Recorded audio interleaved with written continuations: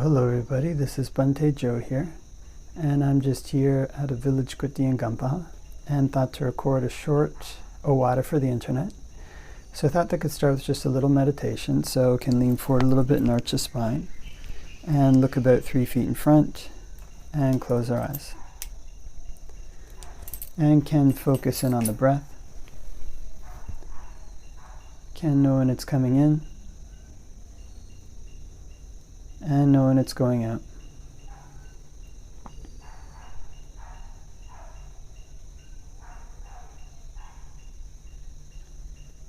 If we breathe in a long breath, can just know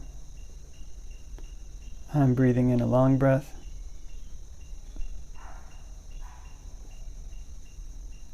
And if we breathe in a short breath, can just know I'm breathing in a short breath.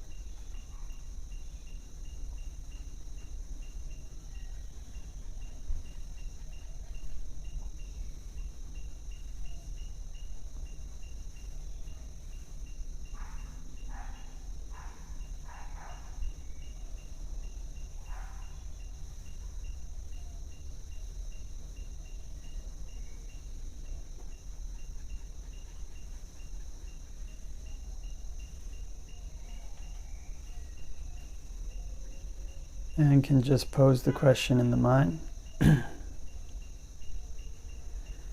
What would be a really comfortable way to breathe right now?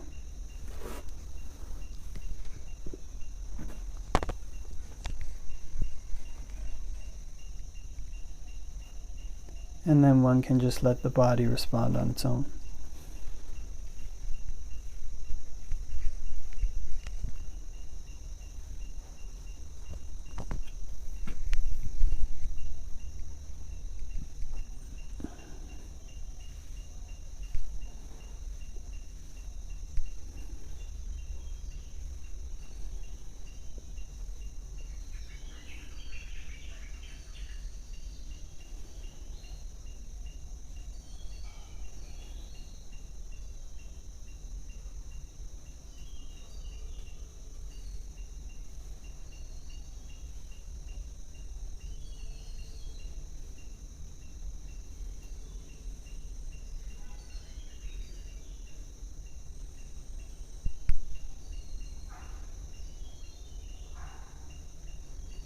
And if the mind wanders off to the past or the future, can just bring it back to the present moment, to the breath.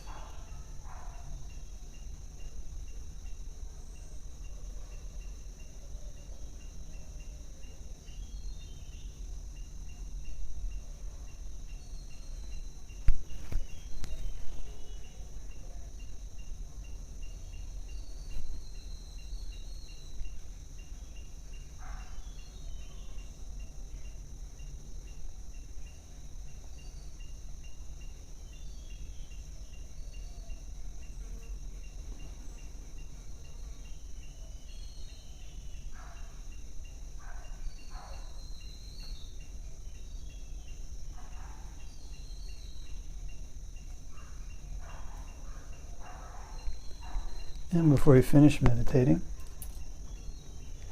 can spread thoughts of goodwill, wishing may all beings all around everywhere be happy and at ease. May they put in place the causes necessary to be happy and at ease.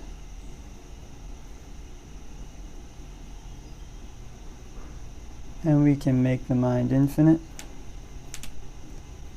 can make it unbounded, all the way to the ends of the universe and beyond, in every dimension. May all beings all around everywhere be happy and at ease.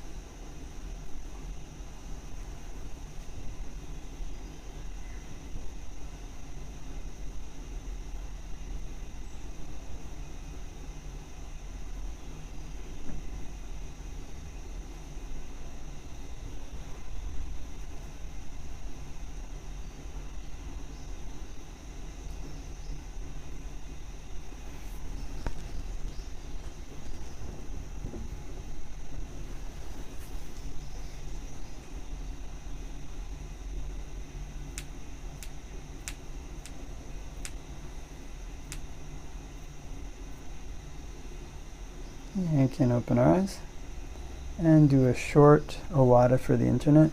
Namo tassa bhagavato arahato samma sambuddhassa. Namo tassa bhagavato arahato samma sambuddhassa. Namo tassa bhagavato arahato samma sambuddhassa. Buddhaṃ saranang gacchāmi, Dhammāṃ saranang gacchāmi, Sanghaṃ saranang gacchāmi. Dutiyampi Buddhaṃ saranang gacchāmi, Dutiyampi Dhammāṃ saranang gacchāmi, Dutiyampi Sanghaṃ saranang gacchāmi. Tatiyampi Buddhaṃ saranang gacchāmi, Tatiyampi Dhammāṃ saranang gacchāmi, Tatiyampi Sanghaṃ saranang gacchāmi. So hope that everybody's keeping well wherever it might be, and have been working on a meditation course recently. So hopefully in November try doing a meditation course, which I'm looking forward to, actually. Kind of a little bit of a standardized training for people who want to learn some meditation. And the course is going to focus on different topics of meditation. So oftentimes people will have one or other topic that they find personally conducive to meditate. And this course is, the plan is to kind of introduce people to these different topics, kind of go through them, try to give them like a basis for continuing their practice at home, and help them to select which one is right for them. It's been kind of interesting in that, trying to put the course together and kind of figure, well, it'll just kind of be pretty short. I told the person, I'll probably have all the material together in like 3 days. It's been like a week and it's still haven't gotten it all together, although the outline's done. And one of the interesting things in trying to put this kind of course together, is that when putting something together, try to teach people meditation, realize, well, wait a minute, they need to know this too. They need to know this as well. This as well they need to know. And so oftentimes meditation can be something that's seen as existing to the exclusion of the rest of a person's life. That's kind of, one goes to practice meditation, it's all about the technique. What technique is one doing? Did you do this part right? Did you do this right? One just checks the technique. Did you do this little thing right or that little thing wrong? It's kind of, are you doing the technique right? Actually, meditation is kind of something in which a person needs to train their mind. And this filters out into all the aspects of a person's life. So that when one wants to try to find happiness inside, it's not just a matter of whether or not one is doing this particular specific step in one's meditation right or wrong. It may have a lot to do with what one is doing when one is not formally meditating. I was reading a biography of Ajahn Suchart. It was very inspiring.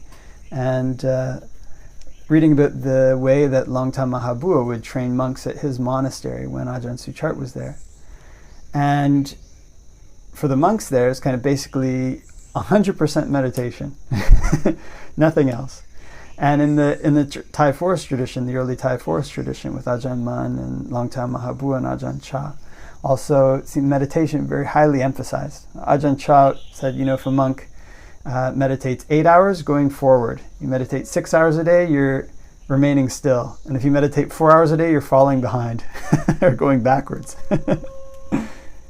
So for monks, if one has this lifestyle where one is completely devoted, one's whole day is completely devoted to meditation, then the perceptions, the actions that one's taking during the day are entirely focused around training the mind. It can change one's relationship to the world in a significant way.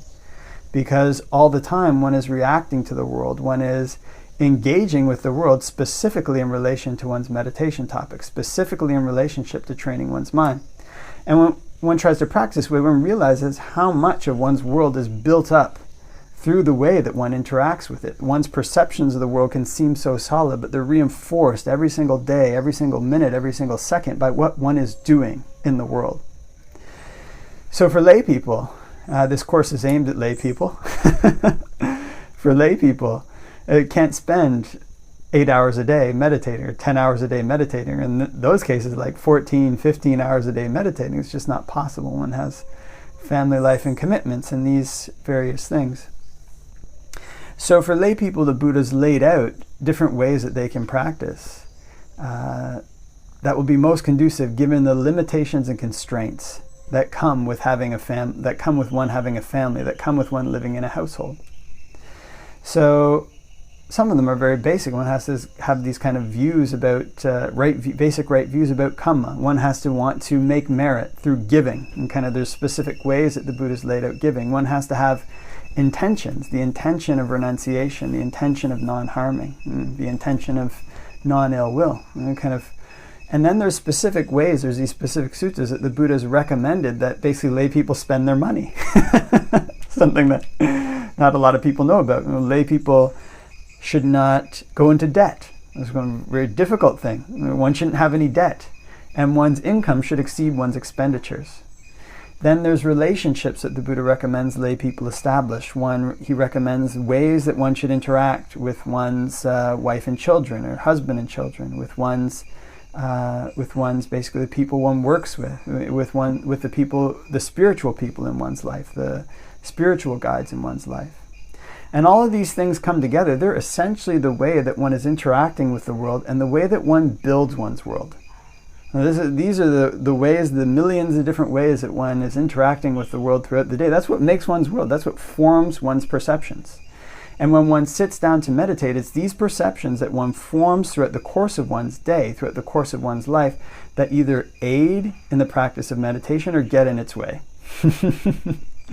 If one is going through the day constantly trying to sell things to people, you get this, trying to stoke their desires to make them want to buy stuff, well, then at the end of the day, when one sits down to try to meditate and eliminate greed, what's going to happen, right? So meditation can be a lot more than just listening to Dhamma talks or sitting down to learn a technique. It encompasses an entire lifestyle.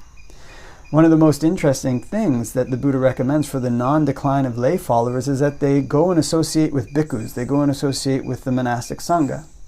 And one of the reasons for this is that the ways of the world, the way in which the world is shaped, the way in which it leans is almost entirely towards sensuality. The purpose for which people live their life in the world is this endless chasing after various sensual pleasures. They want to get something, they want to get this. And when you talk to people in the world, that's what they're talking about. Like, how big is this guy's house? How big is his car? What kind of car is he driving? How much money does he make? This is what gives people status in the world. And this status gives a certain amount of ease in their social interactions. It's in this way that a person's world is constantly being built. It's like this rock solid wall that surrounds one's perceptions. This is what's important. This is what's really worth doing. So if one wants to turn one's mind away from that, one has to find an alternative community. It's very kind of important. One should have a guide, and it's kind of good to have these relationships with people. Actually, the context in which monastics train, in which the suttas themselves were traditionally handed down, was in a face-to-face context, person-to-person context, in a context of relationships among people. And this is sometimes the most effective way to change our personalities, to change the way that we see the world, is to interact and associate with people whose values and whose perceptions are such that they lead us in line with the Dhamma. Having done this, then people who are living in the world, they can change their lifestyle. Such a very important kind of, one's income should exceed one's expenditures. Right there, that puts a brake on a lot of one's searching after sensuality, because there's only so much money one can spend. One has to budget it. Then the way that the Buddha recommends spending this money, one learns to make oneself happy. And it's kind of, one doesn't have to just be completely disengaged. If one's a lay person, one has TV, car, and these kind of things, then one can spend those things, or one can enjoy those things. And one also learns to give gifts to the various people in one's life. Right? And then one learns to mitigate one's relationships in line with the way that the Buddha told one to mitigate them. So this small discourse or small Ovāda can't go through all of these relationships in detail. But when all of these things come together, what it does is that whatever way in whatever situation one is living one's lay life, then one's life becomes more and more in line with the Dhamma. One finds that rather than just having this heedless fall into sensuality, in restraining oneself in line with the way that the Buddha told or taught to restrain, one is only able to enjoy sensual pleasures to a certain extent. It's like they're only going to a certain distance. And then one is restrained by the Dhamma. And what this does is it creates space in one's mind. This is like an intention of renunciation, the intention to let things go. And this intention of renunciation is what allows one's meditation practice to grow.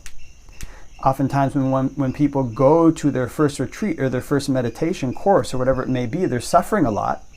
And the implicit intention behind going to that course or that retreat is, I want to stop this suffering and get back to my normal life. So with that intention, their meditation can progress to a certain degree. And then once they've solved whatever problem it is, people often can find that their meditation gets stuck. You go on all these retreats again and again, nothing's happening. And this is because of the intention of renunciation often. It can be other things, but oftentimes, especially in the West, people don't want to renounce to a certain degree. They want to give up to the extent that they can make their life so that they can try to get they can live their life in such a way that they can both kind of have sensual pleasures and be happy about consuming them. There's always this kind of competition between these things. Those things don't always necessarily go together. You're kind of having one's cake and eating it too.